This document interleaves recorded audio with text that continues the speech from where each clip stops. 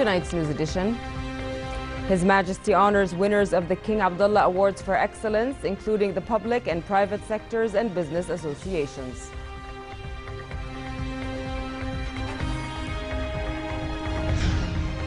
Belgium's chief prosecutor names 2 brothers as Daesh suicide bombers who carried out the deadly Brussels bombings.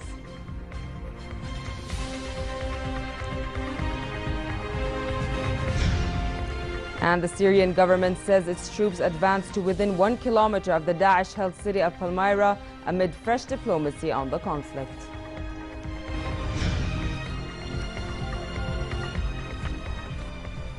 Good evening and welcome to the news at 10. His Majesty the King patronized the ceremony of the 2014-2015 winners of the King Abdullah Award for Excellence from the public and private sectors, business associations and non-profit organizations. The ceremony was organized by the King Abdullah II Center for Excellence. This year's ceremony coincides with the 10th anniversary of the establishment of the King Abdullah II Center for Excellence that aims to spread the culture of excellence. Before the ceremony got underway, King Abdullah toured an exhibition that included models for each award and was briefed by the center's CEO, Yasser Aghoche, about the award's development, classifications, and the number of participating institutions since its establishment. The King also watched a short film on the center's workshops, conferences, and success stories of award-winning employees of public and private institutions. In the presence of His Royal Highness Prince Faisal bin Hussein, the King Abdullah II Center for Excellence Chairman of the Board of Trustees, King Abdullah, presented the awards to the winners, including ministries, institutions, and individuals. During the ceremony, a short film was played on the stages of the center about its launch and its achievements over its 10-year history. The film also highlighted transparency and fairness as the mechanism to pick the winners. Prime Minister Abdullah Mansour praised Ad-Dastur Daily, one of the kingdom's oldest newspapers, for offering the country some of its finest journalists who taught generations in media, thought, literature, and culture. At a meeting with the Dastur board director, editor, columnist, and staff on its 50th anniversary on March 28th, Mansour paid tribute to the only mass circulation daily as a committed mainstream media outlet that had no agenda other than that of the country. During the meeting attended by State Minister for Media Affairs and Communications Mohammed Al-Momani, Mansour pledged his government's continued support of the newspaper. The daily had gone through a severe financial hardship that threatened to cease publication and triggered protest by staff over the past few years before the government intervened to end the dispute. Mansour noted that, like all printed media in the world, Ad-Dastur had to face challenges, but added we still needed to exist as a need and a tool of communication and illumination, not a financial or economic burden.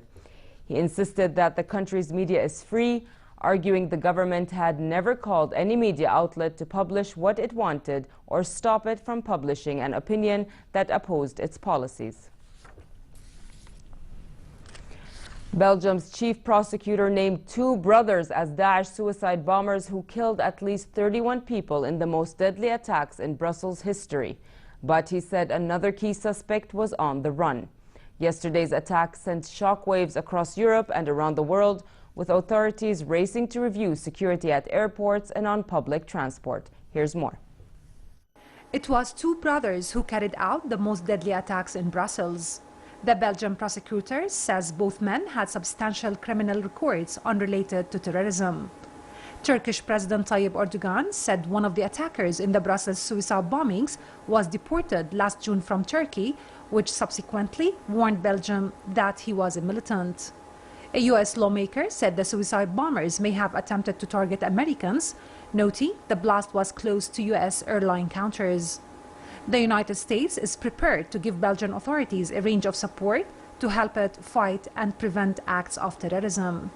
We are prepared to provide any and all information, capability, technology, anything we have that can be value added to their fight.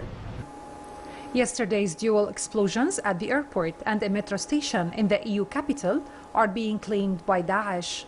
They left at least 31 people dead and 260 wounded, although officials say the death toll could rise further still as the grim task of identifying all of the victims' body parts continues. There was a note of defiance in the air as Belgians gathered to pay tribute to the victims. All day long, children, teenagers and adults flocked to the European capital to light candles, lay flowers and express messages of love and unity. Brussels airport was under high security after the blast struck the transport hub on the outskirts of the Belgian capital. Security experts believe the blasts were probably in preparation before Friday's arrest of locally based French national Salam Abdessalam, whom prosecutors accuse of a key role in the November 13 Paris attacks. The assault sent shockwaves across Europe, with authorities racing to review security measures and Daesh warning of what it calls black days ahead. Hala Dababne for the News at 10. Reacting to the Brussels attacks, U.S. President Barack Obama said the world must unite to fight terrorism. He vowed that the United States can and will defeat Daesh. Obama told a news conference with Argentina's President Mauricio Macri the United States will continue to offer any assistance it can to help investigate the attacks and bring the attackers to justice. The United States will continue to offer any assistance that we can to help investigate these attacks and bring attackers to justice. We will also continue to go after ISIL aggressively until it is removed from Syria and removed from Iraq and is finally destroyed. The world has to be united against terrorism, and we can and we will defeat those who threaten the safety and security not only of our own people but of people all around the world. Russia's Interfax news agency said Russia has a special forces unit in Syria that carries out reconnaissance and other special tasks. It quoted a commander of the Russian contingent in Syria as saying there is a division of special operation forces on Syrian territory. Meanwhile, the Syrian government said its troops and their allies advanced to within 1 kilometer of Palmyra. It said soldiers speaking from the outskirts of the historic city said they hope to recapture it from Daesh terrorists within hours. The Syrian army is trying to retake Palmyra, which the terrorists seized in May, to open a road to the mostly Daesh-held eastern province of Deir el-Zur. The recapture of the desert city would be a major success for President Bashar al-Assad since Russia launched a military intervention 5 months ago. The Russian intervention is believed to have turned the course of the civil war in the Syrian government's favor. In Geneva, the head of the Syrian government's delegation to peace talks said the team would return to Damascus to consider their next move. But Bashar al-Ja'fari did not say when the next round would begin, although they are expected in early April. Today we received a document from Mr. de Mistura which will be studied after our return to the capital Damascus, and we will respond to it in the next round. Ja'fari declined to take questions after his statement suggesting that this round of negotiations was over for the government delegation. The Syrian opposition has accused the government delegation of wasting time by refusing to discuss the future of President Bashar al-Assad. UN envoy Staffan de Mistura has described Syria's political transition as the mother of all issues. He said the government delegation's refusal to discuss the issue could lead to a deterioration of the situation on the ground. Arguments over Assad's fate were a major cause of the failure of previous UN peace efforts to end the civil war. Syria also tops the agenda after U.S. Secretary of State John Kerry arrived in Moscow for talks with Russian Foreign Minister Sergei Lavrov and President Vladimir Putin. Representatives of Russia and the U.S. are expected to discuss peacekeeping efforts in Ukraine and Syria. Kerry was also due to meet German Foreign Minister Frank-Walter Steinmeier, who is also visiting Moscow. In a news conference with his German counterpart, Lavrov accused Turkey of using the slogan "War against terrorism" to suppress Kurds in northern Syria. Lavrov said Turkey is attacking Kurds and hindering their efforts to fight Daesh.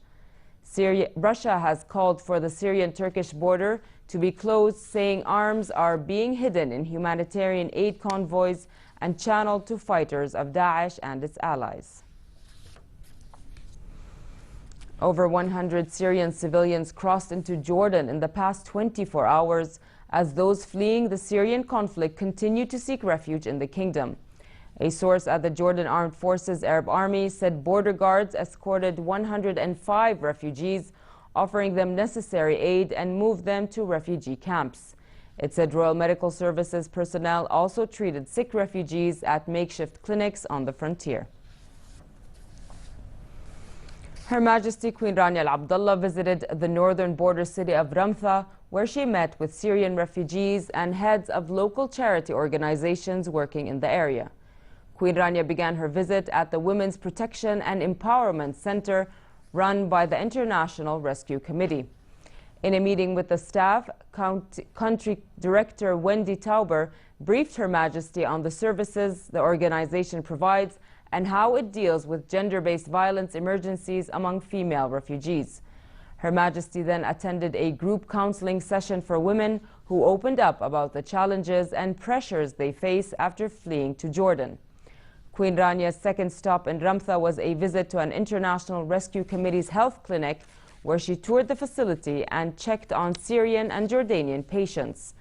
The Queen also stopped at a mobile clinic which treats refugees in remote locations who cannot afford transportation to health facilities in the city.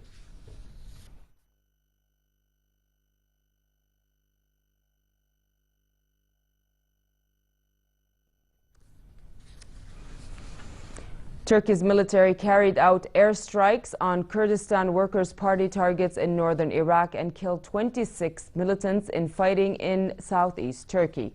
A ministry statement said the jets hit shelters, caves, and ammunition depots used by the PKK in northern Iraq and rural areas near a southeastern Turkish town at the mountainous border with Iraq and Iran. The army said it killed 26 PKK fighters in southeastern towns of Turkey. It also destroyed explosives and seized weapons and ammunition. Army sources said the PKK killed 5 members of Turkish security forces in 3 separate bomb attacks near the Syrian and Iranian borders. Washington, D.C.'s renowned cherry trees began to hit their peak bloom, attracting hundreds of locals and tourists to the area to take photos amongst the flowers. The National Cherry Blossom Festival, one of the United States' biggest springtime parties, draws thousands of visitors each year to enjoy the pink and white blossoms on the trees surrounding the U.S. Capitol. Each year, the festival commemorates the 1912 gift of 3,000 cherry trees from Tokyo to the city of Washington, according to the National Cherry Blossom Festival's website.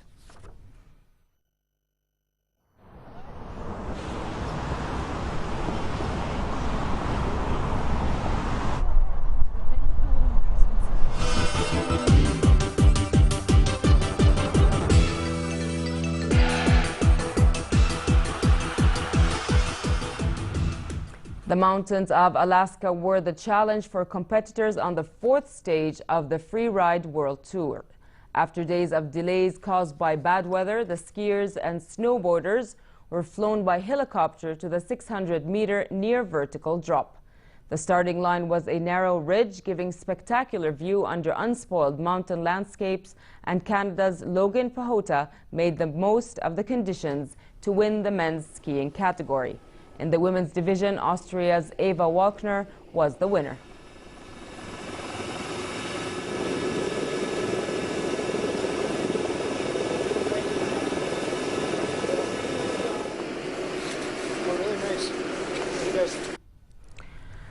World number 1 Novak Djokovic has apologized for his comments suggesting tennis's top men should get paid more than women after he drew criticism from current and former players.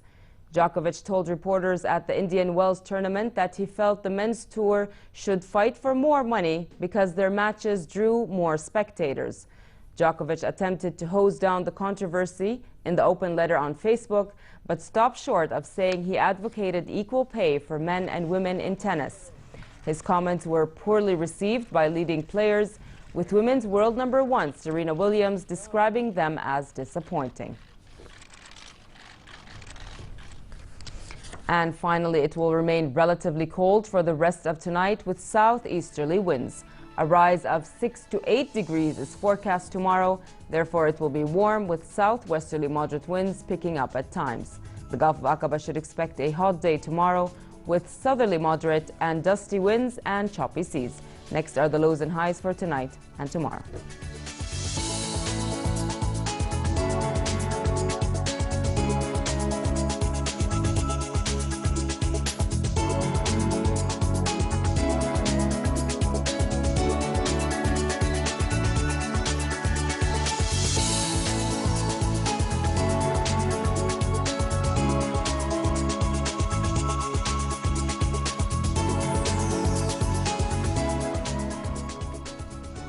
To end the news, here's a reminder of our top stories.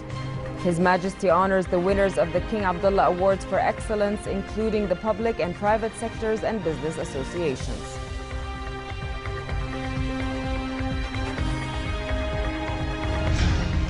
Belgium's chief prosecutor names 2 brothers as Daesh suicide bombers who carried out the deadly Brussels bombings.